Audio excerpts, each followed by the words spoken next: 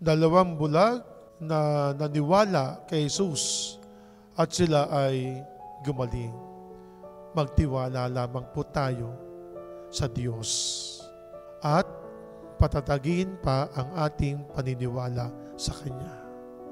Kapag tayo may tiwala sa ating sarili, magtiwala tayo sa ating Panginoon Diyos. Hindi ka pwede magtiwala sa iyong sarili kung wala kang tiwala sa ating Panginoon Diyos. Kinakailangan maging totoo, maging wagas ang iyong pagtitiwala. At ang pagtitiwalang ito, palakasin mo na ikaw ay sumasampalataya, kumikilala sa Diyos.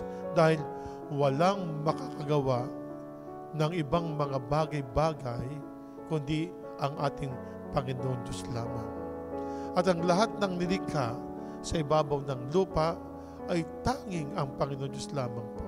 Kaya kinakailangan magtiwala tayo sa ating Panginoong Diyos upang sa gayon lumakas ang ating paniniwala.